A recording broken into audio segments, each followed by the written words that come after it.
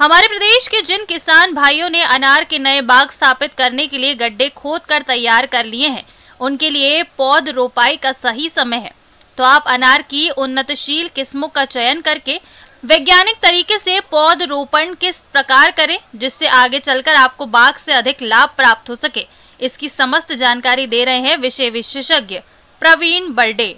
अनार की खेती के बारे में चर्चा करना चाहूँगा। किसान भाइयों, आज कल अनार का क्षेत्रफल काफ़ी बढ़ते जा रहा है, क्योंकि अनार एक ऐसी फसल हो गई है जो कि काफ़ी अच्छा उत्पादन देती है। प्रति हेक्टेयर के हिसाब से इसमें काफ़ी अच्छा उत्पादन प्राप्त होता है। इसकी जो खेती कैसे की जाए, इसकी चर्चा करना चाहूँगा। अनार का पौधा 3-4 साल में पेड़ बनकर फल देने लगता है और एक पेड़ करीब 25 वर्ष तक फल देता है। साथ ही अब तक के अनुसंधान के मुताबिक प्रति हेक्टेयर उत्पादकता बढ़ाने के लिए अगर 2 पौधों के बीच की दूरी को कम कर दिया जाए तो प्रति पेड़ पैदावार पर कोई असर नहीं पड़ता है। हालांकि ज्यादा पेड़ होने से प्रति हेक्टेयर उत्पादन करीब 1.5 गुना हो जाता है।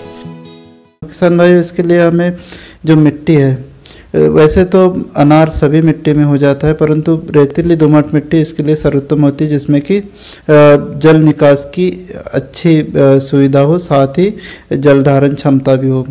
इसमें जो की जाने वाली क्रिया है जैसे कि रोपण है, और सबसे महत्वपूर्ण बात आती है किस्मों का सिलेक्शन। किस्मों के सिलेक्शन में हमें किस्में तो बहुत सारी है, लेकिन किसी क्षेत्र के हिसाब से सिलेक्शन करना बहुत ज़रूरी होता है। तो इसमें जो अपने अनार की किस्में, इसमें गणेश है, ज्योति है, मृदुला है, भगवा है, सुपर भगवा है और अरक्ता है। इसमें आजकल भगवा तथा सुपर भगवा काफ़ी प्रचलित किस्में हैं, जो कि जिनका बीज काफ़ी मुलायम होता है तथा फल का आकार भी काफ़ी अच्छा होता है। परंपरागत तरीके से अनार के पौधों की रोपाई करने पर 1 हेक्टेयर में लगभग 400 पौधे ही लग पाते हैं, जबकि नए अनुसंधान के अनुसार 3 गुना 3 मीटर की दूरी पर अनार के पौधों की रोपाई की जाए तो 1 हेक्टेयर में 1100 पौधे लगने से पैदावार 2 से 3 गुना तक बढ़ जाएगी।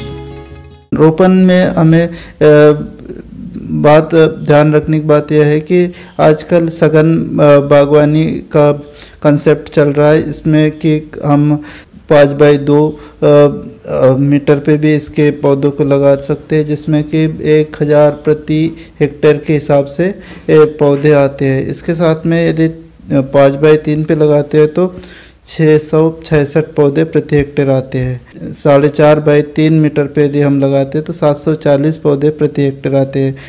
लेकिन जो इसकी सामान्यतः दूरी है 4 से 5 मीटर के हिसाब से इसका वृक्षारोपण सामान्य दूरी पे किया जाता है, जिससे कि काफ़ी अच्छा उत्पादन प्राप्त होता है।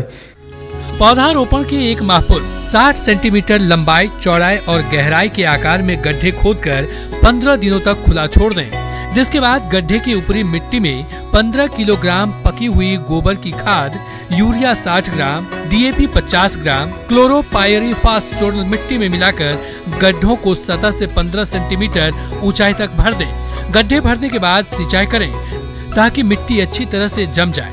इसके बाद पौधों का रोपण करें और रोपण तुरंत बाद सिंचाई करना नहीं भूलें।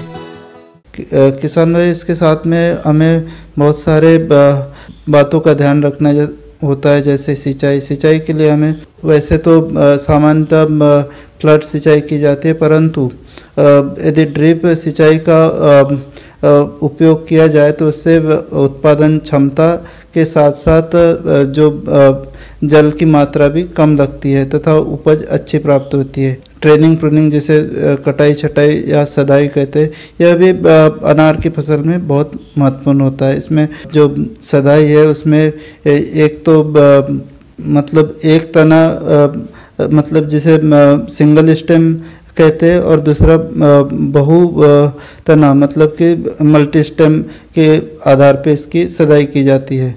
तो इसमें एक तना में एक ही शाखा को बढ़ने दिया जाता है और साथ में पौधे के आकार को मेंटेन किया जाता है। बहुतना में एक पौधे से काफ़ी शाखाओं को बढ़ने दिया जाता है तथा उसमें फल आने दिया जाता है।